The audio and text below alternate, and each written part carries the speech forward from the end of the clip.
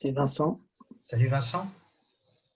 Est-ce qu'on pourrait dire que Ananda, ce serait l'aspect vivant de l'absolu? C'est l'aspect du mouvement dans la vie qui devient perceptible justement à travers notre conscience. Je dirais que c'est ça, et que Maharishi rentre dans les détails de cela.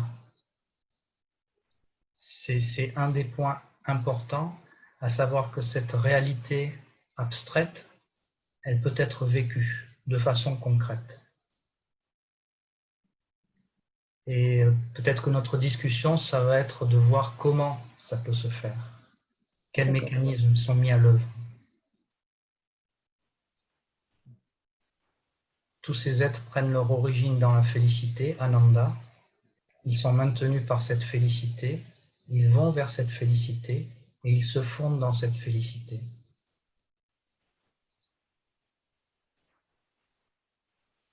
Cette connaissance a été donnée de Bhrigu à Varuni.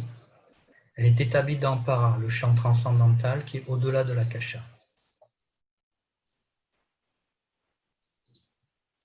Vous savez que les Upanishads, c'est une partie de la littérature védique, puis Satchitananda. Les Upanishads parlent de Satchitananda et aussi le Vedanta. Alors pour ceux qui entendent tous ces termes sanscrits pour la première fois, ne vous inquiétez pas, c'est simplement une manière de mettre des noms sur des aspects de la littérature védique pour mieux comprendre l'expérience qui va avec. Donc les Upanishads, c'est la quintessence de la sagesse védique. Maharishi parle de la crème des Védas. Donc, ça parle d'enseignement. Et cet enseignement, il peut être extrêmement condensé, ce qu'on appelle des aphorismes ou des sutras. Et ça me fait penser aussi, ça je l'ai préparé, à un sutra du Brahma Sutra de Vyasa. Le Brahma Sutra, ça fait partie du Vedanta, c'est-à-dire la fin du Veda. C'est-à-dire quand on dépasse les états de conscience et qu'on arrive vraiment à l'unité. Brahman. Et un des sutras dit clairement, et il est commenté par Maharishi, je vais vous lire le commentaire, je vais même peut-être faire un partage d'écran pour pouvoir aller plus loin.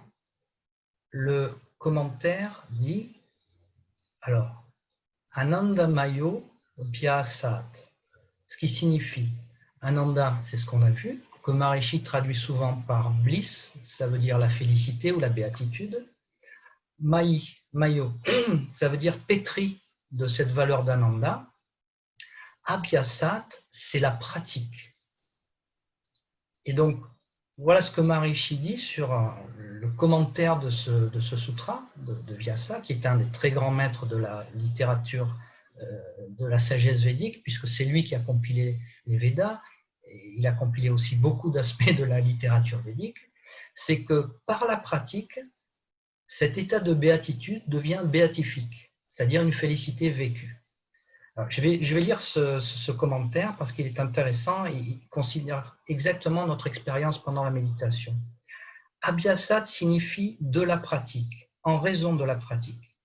En raison de la pratique, l'unité qui est l'être pur, l'existence absolue, est vécu comme étant béatifique. C'est bliss qui devient blissful. Mais cette béatitude n'appartient pas à la nature de Brahman. Elle n'appartient pas à Brahman, elle appartient à la pratique. En raison de la pratique, elle est béatifique. Ainsi, Vyasa a voulu faire ressortir la qualité béatifique de Brahman. Vous voyez, il y a une différence entre béatitude et béatifique. Brahman est béatitude, c'est la béatitude, l'état de béatitude, l'état d'Ananda. Mais il devient Anandamaya. Ananda devient Anandamaya, pétri de béatitude, c'est-à-dire béatifique. La béatitude devient béatifique et cela se produit par la pratique, en vertu de la pratique. C'est donc la pratique qui est à la base de la béatitude devenant béatifique. Sinon, c'est la béatitude, l'unité. Dans sa nature, c'est la béatitude. Mais lorsque cette béatitude se reflète dans l'état le plus cultivé ou le plus purifié du système nerveux humain, la réflexion est béatifique. Ainsi, lorsque la vie éternelle se manifeste au niveau de la vie, elle se manifeste sous forme de vagues, de cet océan de l'être. Et lorsque l'océan de l'être est dans sa forme ondulée, les vagues sont de nature béatifique. Un océan de béatitude dans les vagues de caractère béatifique. Mais cela est attribué à la pratique. Anandamayo Apyasat. C'est blissful. Apyasat et Apyasa. C'est ce que nous faisons avec cela. Apyasa signifie pratique et c'est la pratique. Qu'arrive-t-il à la pratique? Les résistances qui empêchent les vagues de béatitude de s'installer sur la plateforme de la vie, ces résistances sont neutralisées. C'est ce que fait Apyasa, la pratique. Elle supprime ou neutralise les résistances et ainsi la vie est vécue dans les vagues de la vie.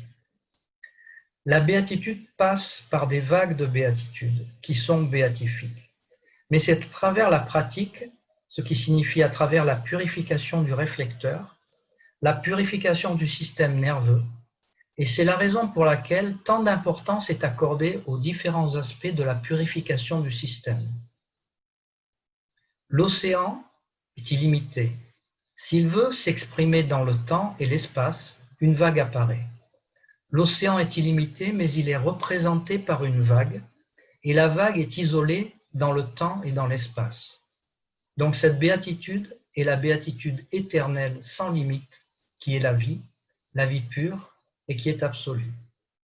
Mais si la vie commence à être vécue, alors cet océan de vie se trouve dans les vagues de l'existence individuelle. Et lorsque la conscience est retenue par cet absolu, alors les vagues sont également dans la valeur de l'absolu. Mais parce qu'elles sont individualisées, elles sont béatifiques, pleines de béatitude. Voilà. Un aspect des Brahma Sutras qui parle aussi de cette valeur d'Ananda et qui parle de cette valeur d'Ananda comme étant quelque chose. Souvenez-vous, le titre de la conférence de Maharishi, c'est l'absolu sans attribut et pourtant qui peut être vécu et qui, dans les vagues de la vie, à ce moment-là, on lui trouve des qualités.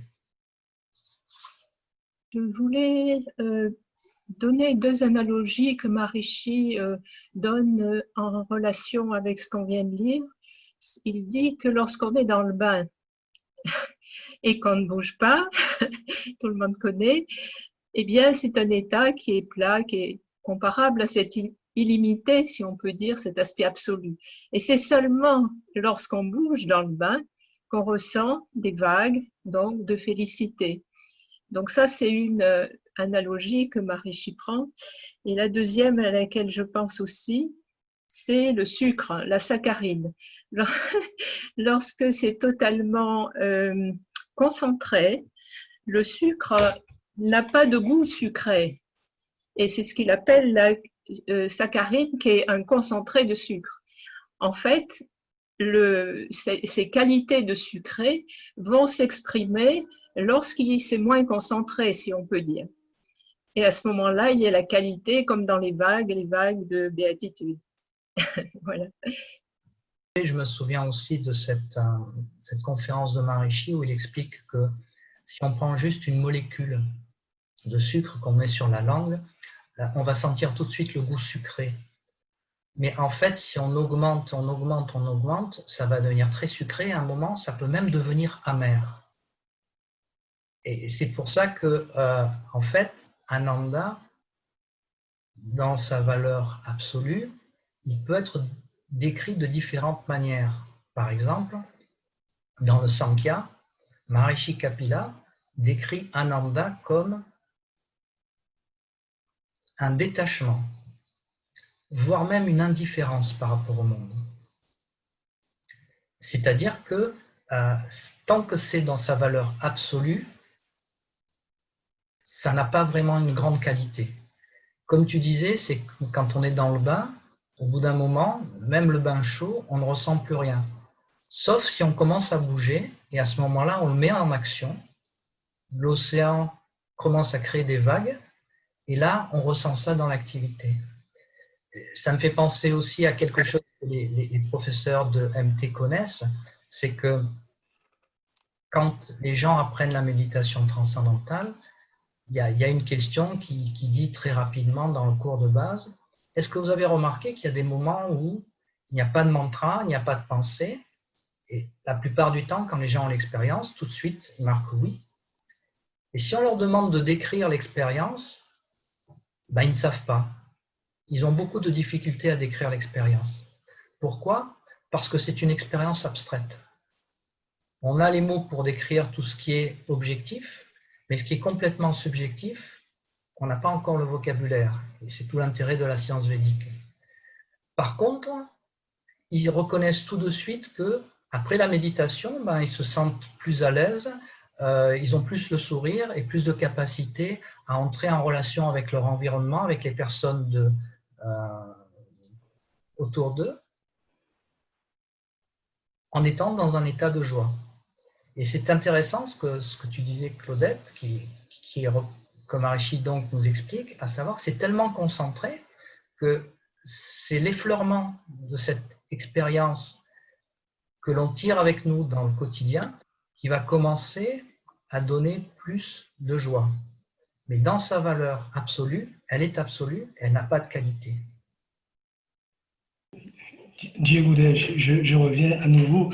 Je pense que c'est bien de passer du temps sur l'aspect Ananda, mais je crois que Maharishi a beaucoup mis l'accent sur le fait que si l'absolu n'était pas Chit, c'est-à-dire conscience, jamais l'absolu aurait pu faire l'expérience de l'absolu. Ce serait pas une expérience vivante s'il n'y avait pas cet aspect de Chit, conscience. Donc la conscience est très très importante à ce niveau-là. Quand j'ai eu l'opportunité de parler de Satchitananda avec les méditants, on a fait une petite investigation intérieure et je vous invite, on va le faire ensemble. C'est comme un petit jeu, ça consiste à regarder en soi certaines choses. Donc vous savez que Satchitananda, c'est la réponse à la question « Qui suis-je » Donc je vous invite à faire cette petite expérience-là maintenant tout de suite. Imaginez que vous avez un album de photos devant vous et vous ouvrez votre album et vous avez la première photo. La première photo, c'est soi quand on est bébé. Donc on voit ce petit bébé qui est là, hein, peut-être qu'il se tient le pouce, etc. Donc ça, c'est la première photo. Et puis on tourne la page et la deuxième photo, c'est toujours soi à 7-8 ans. Donc c'est un petit garçon, une petite fille avec ses jouets, etc. Puis on continue à tourner les pages et on voit un adolescent, une adolescente, toujours soi-même, avec la manière de s'habiller, puis ce qui caractérise les adolescents à leur âge. Et on continue comme ça et on a un jeune adulte, jeune homme, jeune femme. Et puis on continue, on peut trouver un adulte un peu plus mûr, etc. Quand on regarde les différents corps qu'on a eus en photo, on reconnaît qu'on peut dire c'est moi. Pourtant, l'Ayurveda et même la science moderne nous expliquent que les constituants de base de notre corps, la cellule la plus fine, est renouvelée régulièrement. Et donc que les aspects de notre physiologie sont remplacés régulièrement par de nouvelles cellules. Donc en fait, ce corps qui a passé le temps ne répond pas à Sat, c'est-à-dire la vérité, ce qui se maintient tout le temps, ce qui est absolu. Et pourtant, si on demande à la plupart des gens qui vous êtes, eh ben, on va sortir la carte d'identité, voilà qui je suis. Et même en nous, il y a quelque chose qui dit « je suis ça ». Si on va plus loin, donc on a compris que ce n'est pas la valeur physique qui est importante, on va aller chercher quelque chose de plus profond. Donc on va aller chercher ce qui se passe à l'intérieur de chacun, le mental. Et si on reprend l'album photo, ben, les considérations d'un petit bébé, un nourrisson, c'est uniquement en termes de se nourrir. D'un petit enfant, ça va être à travers les jeux et à travers ses parents. D'un adolescent, à travers son indépendance. Un adulte, etc., etc. Et donc les considérations mentales de ces différents êtres à chaque étapes de leur vie sont complètement différentes. Et là aussi, on ne peut pas dire que ce que je suis, c'est formé de toutes ces pensées-là. Pourtant, il y a bien quelque chose en nous, en tant qu'entité individuelle, qui dit « oui, je suis ça ». Je me reconnais dans ces photos, je me reconnais à cette époque, dans ces souvenirs. Et c'est ce que la science védique explique, à savoir qu'il y a des niveaux de l'individualité et un niveau extrêmement profond qui s'appelle l'ego. En sanskrit, ahamkar. Aham, c'est moi, je, et kar, c'est l'action, comme karma. Donc c'est cette entité qui assume et dit « c'est moi qui fais l'action ». Mais on sait très bien que dans la science védique, ce niveau, c'est encore un niveau. Et plus profond que ça, il y a le niveau transcendantal, para, exprimé aussi sous forme purusha dans certains textes, mais para, le niveau transcendantal. Et c'est pour ça que, pour rejoindre ce que disait Patrick, juste après Sat, c'est-à-dire la vérité, ce qui ne change pas, eh ben, c'est vécu, c'est Chit, la conscience. Et la conscience, alors, ça reste un débat scientifique, aussi bien sur la science moderne que la science védique. Si, pour paraphraser le docteur Gallois, qui fait souvent des conférences sur ce que c'est que le cerveau, le neurologue, et sur la science védique et la conscience, le paradigme dominant à l'heure actuelle, pour les scientifiques, c'est le cerveau produit la pensée, tout comme le foie sécrète la bile. Donc c'est la matière qui produit la conscience. Et quand on est dans le point de vue de la science védique, c'est complètement retourné. C'est la conscience qui va produire la matière. C'est cette valeur de Chit qui est au niveau de l'absolu, qui va commencer à se connaître elle-même et donc qui va créer un premier mouvement, une ondulation. Et de cette ondulation vont naître les différents aspects de l'esprit, mais va naître aussi la matière. Ce que la physique quantique appelle corpuscule ou onde, cette onde d'un champ qui va devenir des niveaux subatomiques, atomiques, qui va commencer justement à se manifester. Mais ce qui est intéressant, c'est que ce soit la science védique ou que ce soit la science moderne, on reconnaît quand même que la conscience est présente. Et la conscience, c'est ce dont on fait l'expérience.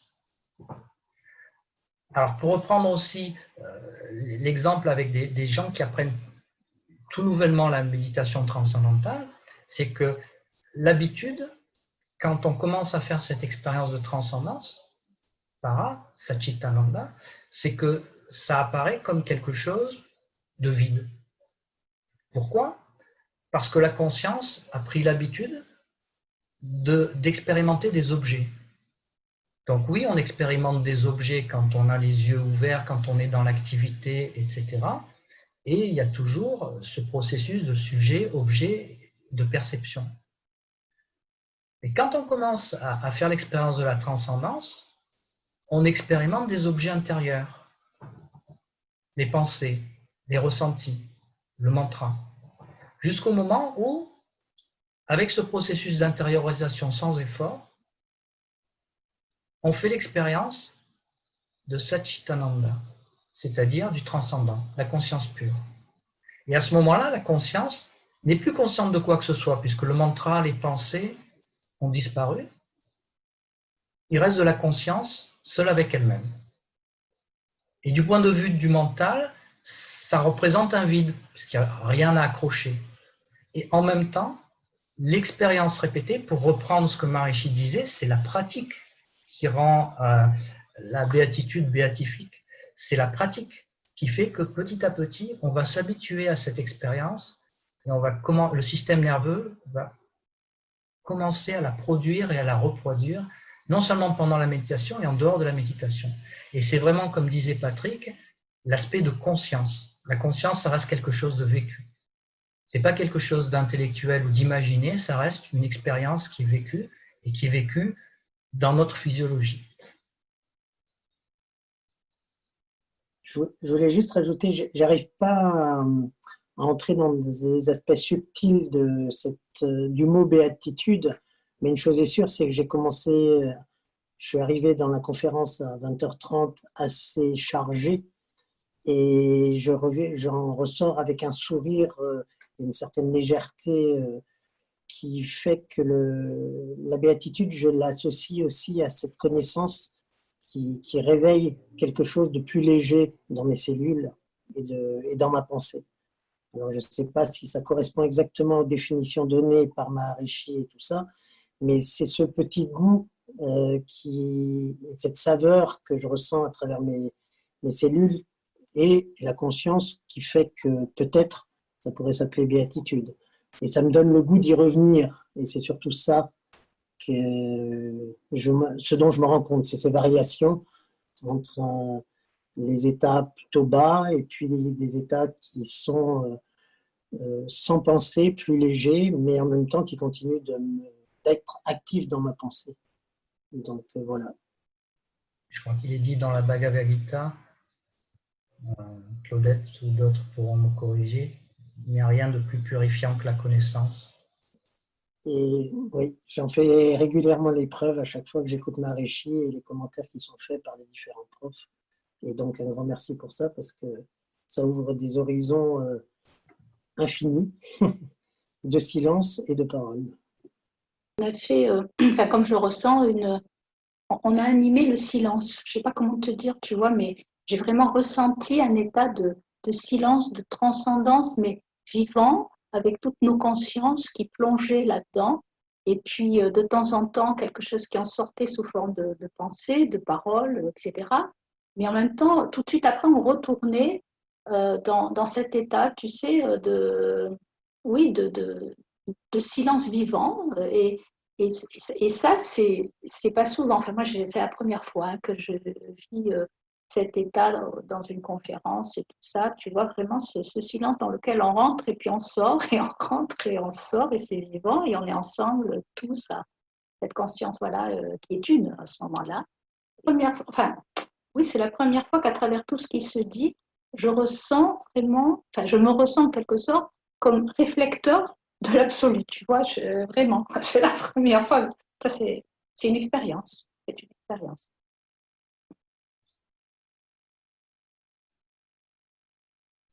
Ces sutras de la science védique, ils sont porteurs de connaissances, et connaissance, ça veut dire expérience, de l'expérience directe. Ça vaut la peine d'en parler un peu plus parce que justement, ça nous permet de percevoir, de mettre des mots sur une expérience qui est abstraite, qui est la nôtre.